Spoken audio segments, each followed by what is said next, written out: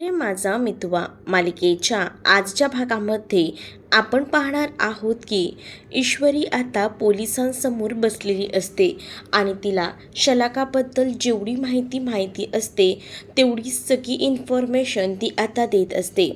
त्यावर पोलीसही आता तिला म्हणत असतात की खरंच तुम्ही जेवढंही मला काही सांगितलंय ते खरंच एकदमच भयंकर आहे, पण आम्ही या सगळ्याचा विचार करू. जसं पाहता तुम्हाला मेसेजेस आलेले आहेत ते 8-9 महिन्या पहिले आलेले आहेत. आता तुम्हाला या संदर्भातले कोणतेही मेसेज आले नाही आहेत, त्यामुळे थोडं आपण या सगळ्या गोष्टींकडे बारकाईनं बघूया. त्याचसोबत त्यांचा नंबर, हा जो नंबर आहे तो सुद्धा मला पाठवा, म्हणजे मी या फोनचं लोकेशन, त्याच नंबर, हे सगळं काही ट्रेस करून ठेवेन. असं देखील पोलीस आता ईश्वरीला सांगू लागतात. मग ईश्वरीसुद्धा आता त्यांना तो नंबर वगैरे देते. ईश्वरी आता त्यांना चांगला असा प्रोत्साहन देत असते, कारण ईश्वरीसाठी हा खूप मोठा धक्का असतो. तिलाही वाटत असतं की काहीतरी भयंकर मेजर असं घडलेलं आहे, पण ते काय आणि कसं हे पोलीस मात्र आता व्यवस्थितपणे शोधून काढणारच आहेत.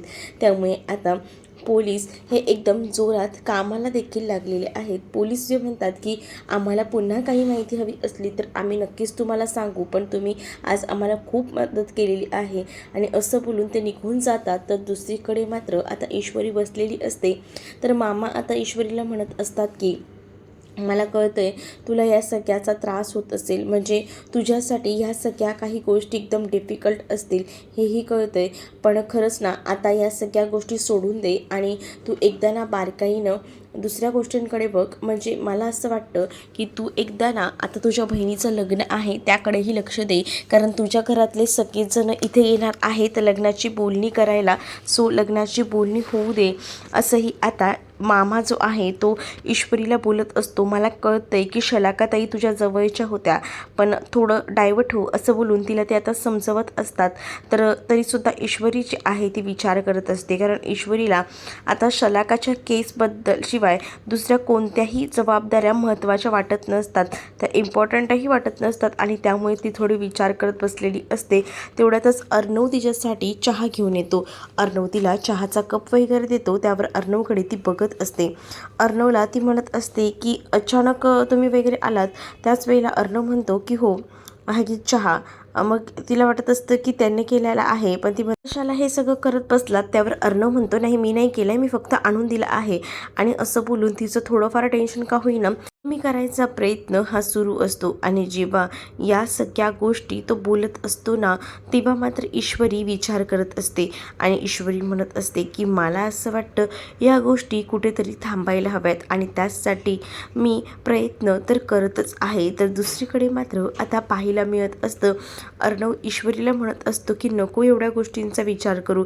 ईश्वरी म्हणते की विचार करण्यासारखीच गोष्ट आहे ना, मला मेसेज येत आहेत की ती एकदम व्यवस्थित आहे, ती आता तिच्या नवऱ्यासोबत संसार करते, आणि हे अचानक माहिती मिळाली की तीच या जगात नाही आहे म्हटल्यावर किती भयंकर गोष्ट आहे. ती मला म्हणाली होती की तिचा नवरा चांगला नाही आहे, आणि तिने मला हेही सांगितलं होतं की ती तिच्या नवऱ्याची केस इकडे घेऊन आली होती, त्याला शोधत आली होती, आणि त्या सगळ्या गोष्टीसुद्धा माझ्या चांगल्याच लक्षात येत आहेत. मला तिचं खूप जास्त वाईट वाटतं, ते सगळं व्हायला नको होतं. असं देखील आता ईश्वरी जी आहे ती अर्णवला बोलत असते. ईश्वरी ज्या वेळेला अर्णवला या सगळ्या काही गोष्टी बोलते तेव्हा अर्णवही तिला शांत करत असतो आणि म्हणत असतो की नको एवढी काळजी करू, सगळ्या काही गोष्टी नीट होतील. आणि असं बोलून तो तिला आता सावरत असतो. जेव्हा तो तिला सावरतो ना, तेव्हा जाऊन ईश्वरी जी आहे ती अर्णवकडे बघत असते. अर्णवला म्हणत असते की बोलणी करायला माझी आई येणार आहे, तर ती आली तर वगैरे चालेल ना, काही प्रॉब्लेम तर नाही आहे ना. तर आता अर्णवही होकार देतो आणि म्हणत असतो की लग्नाची बोलणी करायला येत आहेत ना, मी काहीच बोलणार नाही आहे, येऊ दे त्यांना. असं देखील आता ईश्वरीला अर्णव बोलत असतो. तेव्हा जाऊन कुठे ईश्वरीला बरं वाटतं, म्हणजे ईश्वरीला ह्याकडून सुद्धा काळजी असते की आपल्या घरातल्यांना इथे जर आपण बोलवणार मग पुन्हा त्यांचा अपमान नको, म्हणूनच ईश्वरीने आधीच अर्णवला विचारून ठेवलेलं असतं की तुम्हाला या सगळ्या गोष्टी मान्य आहेत का. तर अर्णवने होकार दिलेला असतो. ईश्वरी आता आपल्याच रूममध्ये विचार करत उभी असते. तेवढ्यातच आत्याचा ईश्वरीच्या फोनवर फोन आलेला असतो.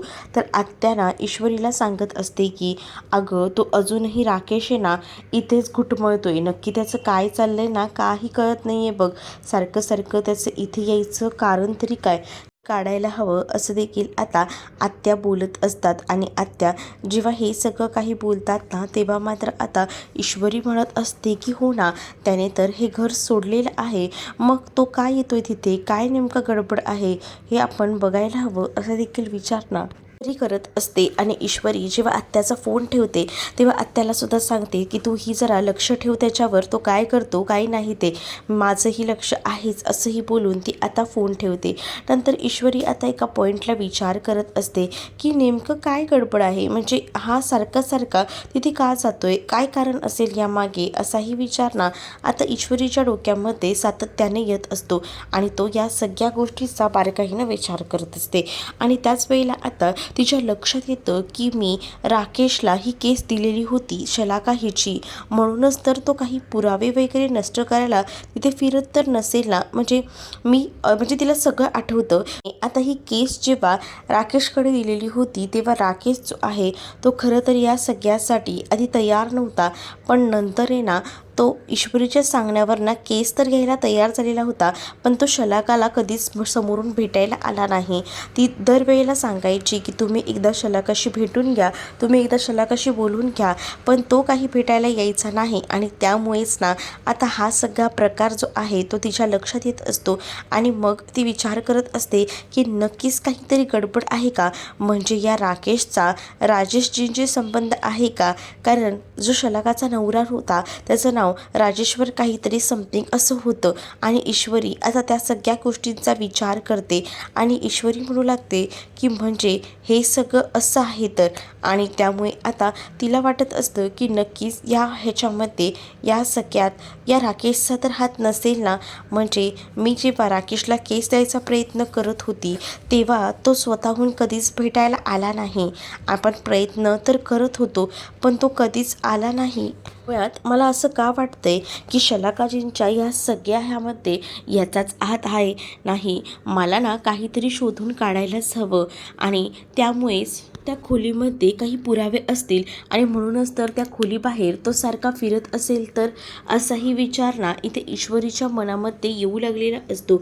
आणि ईश्वरी आता या सगळ्याचा विचारच करत असते. ती म्हणत असते की बहुतेक आहे ना त्या खोलीमध्ये काहीतरी पुरावा असणार आहे आणि म्हणूनच तो पुरावा मागे सोडायला नको यासाठी त्याचे प्रयत्न सुरू असणार आहेत. पण त्याआधी मला असं वाटतं की मीच त्या खोलीत जाते आणि सगळ्याची चौकशी करते, नेमकं काय आहे तिथे ते, असंही आता ती विचार करू लागते. आणि त्यानंतर ना ती त्या खोलीत जायचा विचार करते आणि नंतर तो मेसेज एकदम निरखून पाहत असते, जो मेसेज तिला आधी तिच्या फोनवरनंच म्हणजे शलाकाच्या फोनवरनं येत होता. तो मेसेज जेव्हा ती वाचते तेव्हा तिच्या लक्षात येतं पोलीस म्हणतायत तेही बरोबर आहे, कारण मला हा लास्ट मेसेज जो आहे तो कधी केला होता तर जवळजवळ 8-9 महिन्यांपूर्वी, त्यानंतर मला मेसेज आलेला नाही आहे. मग या सगळ्यामध्ये खरंच काहीतरी मोठं शिजतंय आणि हे सगळं काही मला शोधून काढायलाच हवं, असाही विचार ना आता केला जात असतो. दुसरीकडे पाहायला मिळत असतं की सुप्रिया आणि त्याचसोबत नम्रता या दोघीही जणी असतात. नम्रताने काही गुलाबजाम वगैरे बनवलेले असतात आणि ते स्पेशली असतात ते म्हणजे आकाशसाठी. आता ती लोक लग्नाची बोलणी करायला जाणार आहेत म्हटल्यावर तिला आता असं वाटत असतं की सगळं आपण जिंकलो आहोत, म्हणूनच आता ती सगळ्या काही गोष्टी तयार करत असते. आणि आकाशला आवडतात म्हणून तिने गुलाबजाम केलेले असतात. सुप्रियाचं असं म्हणणं असतं आणि सुप्रिया विचारते की बघ तुम्ही लग्नाला ह्या सगळ्याचा विचार करताय, पण मला एक गोष्ट सांग की या लग्नासाठी त्या अर्णवच्या मामी म्हणजेच जे आकाशची आई आहे ती या सगळ्यासाठी तयार आहे का. हो हो त्या तयार आहेत ना, असंही आता नम्रता सांगत असते. मग त्यांचा स्वभाव कसा आहे, म्हणजे मी कधीच त्यांना पाहिलेलं नाही आहे, त्या कशा दिसतात काय आहेत याबद्दल काहीच माहीत नाही आणि त्यांचा स्वभाव. मग आता ती सांगू लागते की तिचा स्वभावही खूप छान आहे, नको काळजी करू, सगळ्या काही गोष्टी आता व्यवस्थितच होणार आहेत असं नम्रताचं म्हणणं असतं. पण सुप्रियाला असं वाटत असतं की ज्या बाईला आपण कधीही पाहिलेलं नाही, ती नेमकी बाई कशी असेल, काय असेल, या सगळ्या गोष्टी ज्या आहेत ना त्याचा विचार ना या करत असते आणि सुप्रिया या सगळ्याबद्दल ना बोलत असते. सुप्रिया जेव्हा या सगळ्याबद्दल बोलते तेव्हा मात्र आता नम्रता ही थोडी टेन्शनमध्ये आलेली असते. दुसरीकडे ईश्वरी आता त्या घरापर्यंत पोचलेली असते, कारण तिला आत्याच्या घरात जाऊन तिथे नेमकं काय आहे का, पुरावे राहिलेत का, ही सगळं काही शोधायचं असतं आणि यासाठी ती तिथे आलेली असते. ती कोणही नाही आहे तोपर्यंत या सगळ्या संधीचा फायदा घेते, रूममध्ये जाते आणि इकडे तिकडे बघू लागते आणि त्याच वेळेला तिला काही सापडत आहे का ती म्हणते. मग त्यानंतर तिच्या लक्षात येतं की बहुतेक आहे ना हा राकेश जेव्हा घर सोडून गेला तेव्हा आत्याने सगळं साफ केलेलं दिसतंय, त्यामुळेच काही सापडत नाही आहे असं देखील आता म्हटलं जातं. पण आता ईश्वरी शोधायचा प्रयत्न करत असते, कुठेतरी काहीतरी राहिलं असेल म्हणूनच तर राकेश या खोलीबाहेर सारखा फिरत आहे. पण काय असेल इथे, बघूया का, कुठे काही आहे का असा विचार करूनच ना ती आता कपाट वगैरे सुद्धा बघते. कपाटांमध्येही सुद्धा तिला काहीच सापडत नाही. मग एका पॉईंटला ती विचार करते, जर कपाटामध्येही काही नाही आहे मग कुठे असेल सगळं काय. मग आता कपाटाच्या वरती एकदा आपण चेक करूया का की काही आहे का असा विचार करून ना कपाटाच्या वरती आता ती चेक करायला जाते. तेव्हा तिला तिथे फाईल सापडते. जेव्हा तिला आता तिथे एक फाईल सापडते ना तेव्हा ती विचार करते की ह्याच्यामध्ये काय असेल आणि जेव्हा ती फाईल हातात घेते तेव्हा तिच्या लक्षात येतं की या फाईलमध्येच ही जी केस फाईल आहे ती म्हणजे शलाकाची, ही फाईल आपण या मूर्ख राकेशला दिली होती आणि ती फाईल जेव्हा ती उघडून बघते तेव्हा तिच्या लक्षात येतं की हां परफेक्ट आहे, हीच ती फाईल आहे जी शलाकाच्या केसची संदर्भात आहे आणि त्यामध्ये एक मोबाईलही तिला सापडतो. मग ती विचार करते की हा मोबाईल तर बहुतेक शलाकाताईंचा आहे का, पण हा मोबाईल ऑनही होत नाही आहे असाही विचार तिच्या डोक्यामध्ये येत असतो. राकेशच्या रूममध्ये ही फाईल सापडल्यामुळे आणि त्याचसोबत तो मोबाईल सापडल्यामुळे ईश्वरी थोडी चकित झालेली असते. ईश्वरी आता विचार करत असते की काहीतरी गडबड आहे, पण नेमकी काय ही तर आता शोधायलाच हवी, या सगळ्यामध्ये भर टाकायला हवी असाही विचार ना आता ईश्वरी करत असते. आणि म्हणूनच ईश्वरी आता इकडे तिकडे विचार करतच असते की नाही काहीतरी गडबड आहे, आपण हा मोबाईल व्यवस्थित बघूया. मोबाईल ऑन करायला बघते कारण मोबाईल ऑन होत नसतो. इकडे आता पाहायला मिळत असतं की वल्लरी आणि मामा समोरासमोर असतात. मामाने आता वल्लरीला शेवटची वॉर्निंग दिलेली असते आणि सांगितलेलं असतं की काही झालं तरीसुद्धा लग्न हे आकाशच्या मर्जीने होणार आहे, त्यामुळे तिथे कोणतेही प्रॉब्लेम्स क्रिएट करू नको असं देखील आता सांगितलेलं असतं.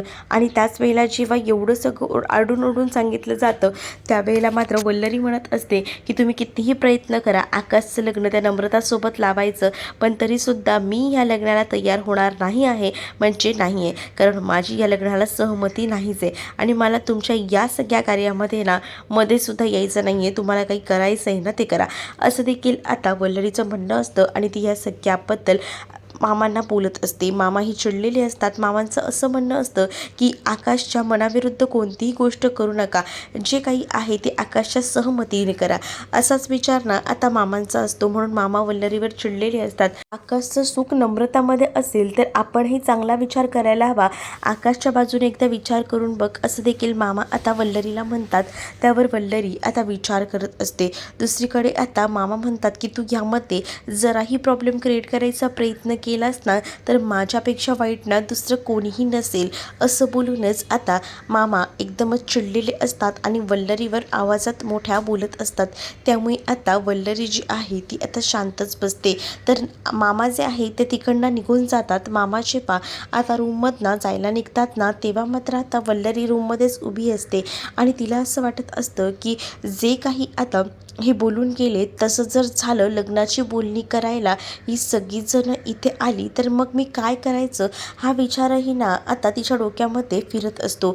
कारण तिला सुप्रियाची ॲलर्जी, सुप्रियाने जर तिला बघितलं आणि सुप्रिया आणि ती जर समोरासमोर आले पुन्हा प्रॉब्लेम होऊ शकतो आणि सगळ्या काही गोष्टी समजतील, त्यापेक्षा या सगळ्या प्रकरणापासून ना थोडं लांब राहिलेलंच बरं असाही विचार ना आता वल्लरी करत असते. आणि वल्लरी जेव्हा या सगळ्याचा विचार करते ना तेव्हा आता ती या घरातून तेवढ्या वेळासाठी का होईना बाहेर पडायचा निर्णय घेत असते, कारण घरात जर ती थांबली तर तिला माहिती सुप्रिया आणि ती समोरासमोर येऊ शकते. दुसरीकडे ईश्वरीने तो मोबाईल आणलेला असतो आणि अर्णवला तो आता मोबाईल ती दाखवत असते. अर्णवही त्या मोबाईलकडे कंटिन्यू बघत राहतो. ईश्वरीला तो विचारतो की हे सगळं काय आहे. त्यावर ईश्वरी आता सांगू लागते की हाच तो मोबाईल आहे बघा, मला ना त्या राकेशच्या रूममध्ये सापडला. आता राकेशच्या रूममध्ये म्हणजे तू एकटी तिथे गेली होतीस, काय गरज आहे तुला एकटीला तिथे जायची? तुला काही कळतंय का? तू हे सगळं काय करतेस ते? मूर्ख मुलगी, तुला जर जायचंच होतं तर तू मला सांगायचं होतंच ना, एकटी का गेलीस? असं बोलून तो आता तिच्यावर ओरडू लागतो. त्यावर ईश्वरी म्हणत असते की हो मला कळतंय, तुम्हाला राग आलाय, तुम्ही चिडचिड करताय, पण शांत व्हा, नका काळजी करू इतकी, मला माहिती आहे, थांबा मी तुम्हाला सांगते ना. आणि असं बोलून आता ती एक एक गोष्ट व्यवस्थित सांगत असते आणि म्हणत असते की खरं तर ना मी तिथे का गेली तर मला आत्याचा कॉल आला होता. आत्यानेच मला सांगितलं की तू तिथेच रूमच्या बाहेर घुटमळतोय, नेमकं काय आहे आणि काय नाही हे सगळं काही शोधण्यासाठीच मी तिथपर्यंत गेले होते. पण तिथे ना मला या रूममध्ये ना हा मोबाईल सापडला. बघा ना हा मोबाईल, या मोबाईलमध्ये नक्कीच काहीतरी आहे. पण काय, तुला काय वाटते? तुला काही गडबड वाटते का? हो, मला खूप जास्त मोठी गडबड वाटत आहे, असंही आता म्हटलं जात असतं. आता ईश्वरी पहिल्यापासून घडलेला घटनाक्रम सांगू लागते. म्हणजेच शलाका ज्या इथे आल्या होत्या त्यांची केस मी राकेशजींना दिली होती आणि तेव्हा राकेश हा केस लढणार होता, पण तो एकदाही शलाकाला भेटायला म्हणून आला नाही. तेव्हा त्या सगळ्या गोष्टींचा मी व्यवस्थितपणे स्टडी केला आहे आणि त्यावरून मला असं वाटतंय ना की गडबड आहे. आता मी जेव्हा त्या खोलीत गेली ना तेव्हाही मला ही फाईल सापडली आणि या फाईलसोबत हा मोबाईल, नक्कीच या मोबाईलमध्ये काहीतरी पुरावा आहे जो की राकेशच्या विरोधात आहे. राकेशची सगळी पाताळ म्हणजे जी काही सगळ्या गोष्टी आहेत त्या सगळ्या काही या मोबाईलमधून आपल्याला सापडतील असं वाटत आहे मला. म्हणून तर आपल्या हाती हा मोबाईल लागला आहे, पण हा मोबाईल आता ऑन होत नाही आहे. तुम्ही काहीतरी प्रयत्न करा. मला असं वाटतं बरेच महिने हा मोबाईल बंद होता, बॅटरी लो असेल किंवा काही इश्यू असेल, पण जरा हा मोबाईल ऑन होतोय का बघा. म्हणजे बघा ना, माझ्या मोबाईलवर येणारे मॅसेज 8-9 महिन्या पहिल्या होते आणि तसंही हा मोबाईल या रूममध्ये होता. मग मला मोबाईलमधनं कोणत्या मेसेजेस येत होते, काय गडबड आहे, या सगळ्याचा शोध घ्यायला हवा. मला तर असं वाटतं की हा जो राजेश आहे ना तोच, म्हणजेच जो राकेश, तोच ह्या शलाकाचा नवरा होता की काय, अशी कुठेतरी मनामध्ये शंका येते. कारण त्याचंही नाव असं सांगितलं होतं राजेश्वर पाटील, म्हणूनच मला डाऊट येत आहे असं देखील ईश्वरी आता अर्णवला सांगत असते. अर्णव देखील आता बारकाईनं या सगळ्या गोष्टीचा विचार करत असतो आणि त्यालासुद्धा या सगळ्या गोष्टींना एकदमच धक्क्यात असल्यासारख्या वाटत असतात. म्हणजेच ना तोही या सगळ्या गोष्टीचा एका वेगळ्या वेळेने विचार करत असतो आणि त्याला या सगळ्याचा त्रास होत असतो. तो म्हणत असतो की म्हणजे या सगळ्या गोष्टींमध्ये तुला असं वाटतं की राकेशचा हात असू शकतो? हो, मला पूर्ण डाऊट आहे, कन्फर्म आहे मी, त्याशिवाय तो तिथपर्यंत जाणार नाही. तो इतके दिवस तिथे गेला नाही, मग आताच का बरं तो तिथपर्यंत गेलाय? म्हणूनच मला काहीतरी डाऊट येतोय. आपण या मोबाईलमध्ये असलेल्या पुराव्यांवरनं बऱ्याच गोष्टी शोधू शकतो, कारण या मोबाईलमध्ये काहीतरी मोठा पुरावा आहे जो की त्याला आधीच आपल्या आधी लपवायचा होता. म्हणूनच तर वेळआधी मी तिथे गेले आणि तो मोबाईल आणि त्याचसोबत ही फाईलही गायब केली. म्हणजे आपण पोलिसांना या सगळ्यामध्ये हेल्प करू शकतो, असंही आता ईश्वरी अर्णवला सांगत असते. अर्णव म्हणतो की ठीक आहे, मी माझ्या परीने बघतो हा मोबाईल चालू होतोय का, मी प्रयत्न करतो, असंही आता अर्णव म्हणत असतो. त्याच वेळेला आता ईश्वरी अर्णवशी बोलत असते. अर्णवला म्हणत असते की खरंच ना मला खूप टेन्शन आले या प्रकरणाचं.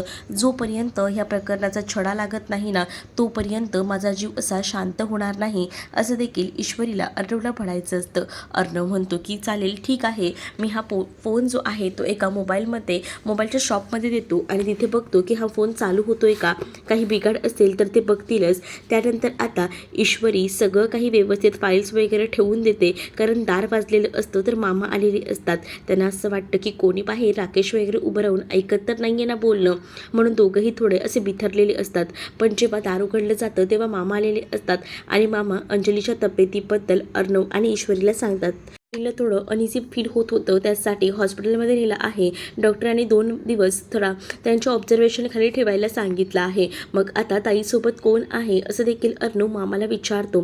तेव्हा मामा सांगतात की अंजलीसोबत ना आहे आकाश आहे, तू काळजी करू नकोस. मी तुला फक्त ही इन्फो करायला आलो होतो, नाहीतर तू म्हणशील की तुला काही सांगितलं नाही. असं देखील आता मामा जो आहे तो अर्णवला बोलत असतो. अर्णव म्हणतो की चालेल, बरं ठीक आहे, बरं झालं, पण ताईकडे सुद्धा लक्ष द्यायला हवं हा विचार ना आता मात्र अर्णवच्या डोक्यामध्ये सुरू असतो. मुळात आहे ना आता अंजलीच्या डोक्याला खूप जास्त टेन्शन आहे. मध्येच ते राकेशचं असं वागणं, असं बोलणं, या सगळ्यामुळेच बहुतेक अंजली थोडीशी का होईना नर्वस होती, म्हणून तिला ॲडमिट केलेलं होतं.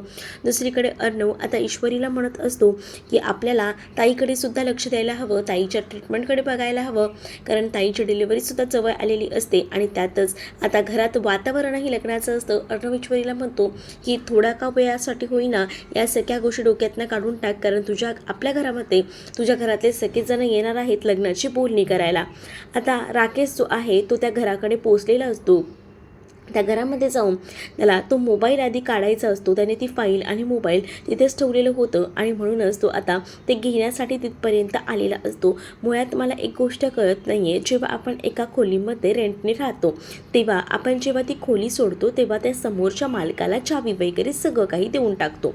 मग या राकेशकडे असं का दाखवलं आहे की ह्यानं ते घर सोडून बरेच महिने झाले, पण ह्याच्याकडे अजूनही चावी आहे आणि हा सरळ चावी खोलून आतमध्ये जातोय. तर दुसरीकडे मात्र आता तो सगळीकडे शोधाशोध करत असतो आणि त्याच वेळेला त्याला काही सापडत नसतं. मग त्याच्या लक्षात येतं की त्याने फाईल ठेवली होती, मग ती फाईलही गायब झाली. मग हे कोणी केलं असेल हा विचार त्याच्या डोक्यामध्ये येत असतो. इकडे ईश्वरीना आता लग्नाची बोलणी करायला तिच्या माहेरचे सगळेजण येणार आहेत म्हटल्यावर छान असे इंदोरी पदार्थ बनवत असते, कचोरी आणि हे सगळं काही. आणि त्याच वेळेला ती आता म्हणत असते की पुढे सुद्धा सगळं प्रिपरेशन करायला हवं, खूप उशीर झाला आहे आणि त्यासाठी ती स्वतः एकटीच सगळं काही करत असते. मग आता अर्णवला ती म्हणत असते की अर्णव सर, मला मागचा पिठाचा डब्बा काढून द्याल का? बघा ना, माझे हात दोन्हीही खराब झालेले आहेत. त्यावर आता अर्णव ठीक आहे असं म्हणतो. त्यावर ईश्वरी अर्णवला म्हणत असते की तुम्ही माझ्या प्रश्नाचं अजूनही उत्तर दिलेलं नाही, तुम्ही माझ्यासाठी हे सगळं काही करता, त्याला नेमकं म्हणायचं काय, प्रेम का? त्यावर मात्र अर्णव ईश्वरीकडे बघत राहतो आणि ईश्वरीकडे बघत असतानाच तो आता ईश्वरीला म्हणू लागतो की काही झालं ना तरीसुद्धा मला कळतंय तुमच्या डोळ्यांमध्ये बघून की तुमचं माझ्यावर किती प्रेम आहे ते. त्याच वेळेला आता ईश्वरी एकटक अर्णवकडे बघत असते, पण अर्णव सांगतो की तू जे समजतेस तसं काही नाही, तुला आयुष्यभर लवलेसही जगावं लागणार आहे असं देखील आता तो तिला म्हणत असतो. त्यामुळे ईश्वरी आता त्या जाणाऱ्या अर्णवकडे एकटक पाहत राहत असते. ईश्वरीला कळत असतं की अर्णव जे काही बोलत आहे ते खरं तर मनाविरुद्ध बोलतोय, त्याच्या मनात आपल्याविषयी प्रेम आहे, म्हणून तर तो प्रत्येक वेळेला आपल्याला मदत करतो, आपल्या अडीअडचणीला तो धावून येतो. हाही विचार ना आता ईश्वरी करत असते. पण अर्णव त्याबद्दल कधीच रिॲक्ट होत नाही आणि कधीच काही सांगत देखील नसतो. आणि त्यामुळेच ना आता अर्णव हा ईश्वरीकडे एकटक बघत राहतो. पुढील भागामध्ये पाहायला मिळत असतं की वल्लरी आता ईश्वरीला धमकी देत असते आणि ईश्वरीला म्हणत असते की तुला असं वाटत असेल की सगळं काही करून तू जिंकली आहेस, तर हा तुझा गैरसमज आहे. तुला काही झालं ना तरी मी जिंकू देणार नाही आहे आणि या आकाशच्या लग्नाला तर माझी कधीच सहमती नसेल, असं देखील आता वल्लरी जी आहे ती ईश्वरीकडे बघून बोलत असते. ईश्वरी या सगळ्याला काहीच बोलत नाही, ती शांत राहते. दुसरीकडे आता सुप्रियाला कळलेलं असतं की आकाशची आई या लग्नासाठी तयार नाही आहे, म्हणूनच ती घरी येऊन नम्रताला ओरडत असते आणि नम्रताला म्हणत असते की जर आकाशची आईच या लग्नाला तयार नसेल तर तू का म्हणून त्या घरात जातेस? मला असं वाटतं की नको, तू त्या घरात जाऊ नकोस लग्न म्हणून, असं देखील आता म्हटलं जातं. पण आता इथे नम्रताचा हट पुन्हा एकदा फेल होतो, हार्ट ब्रेक झालेला असतो आणि म्हणूनच मग तिथे असताना सुरा ती हातात घेते आणि म्हणत असते की जाऊ दे, माझं जर लग्न आकाशसोबत होणार नसेल तर मलाही जगायचं नाही आहे, मी स्वतःला संपवते. आणि असं बोलून ती सुरा हातात घेते आणि तिची नस कापायला चाललेली असते. पण त्यावेळेला सुप्रिया रागात असते आणि सुप्रिया आता तिचा हात धरते आणि जोरात तिच्या कानाखाली लगावून देते. जसं आता सुप्रिया नम्रताला वाजवते तशी नम्रता आता शांतच बसते. सुप्रिया म्हणत असते की जोपर्यंत घरात ते कोणीही लग्नाला लग्नाला तयार होत नाहीत ना सगळे, तोपर्यंत माझा या लग्नाला विरोधच असेल. दुसरीकडे ईश्वरी ही सगळ्यांना बोलत असते की आईला कळलं आहे की घरात सगळीजण या लग्नासाठी तयार नाही आहेत. म्हणूनच आई म्हणाली की घरात जेव्हा सगळीजण लग्नाची तयारीला होतील तेव्हा आपण लग्नाची बोलणी करूया, आता लग्नाची बोलणी नको करायला, असं देखील आई म्हणत होती. आणि त्यामुळेच आता सगळीजण घरातले विचार करू लागतात. तर तुम्हाला हा भाग कसा वाटला हे कमेंटमध्ये मला नक्कीच सांगा. आणि अशाच नवनवीन भागांसाठी आपल्या चॅनललाही सबस्क्राईब करायला विसरू नका. चला तर मग भेटूया पुढच्या भागामध्ये. तोपर्यंत टाटा बाय.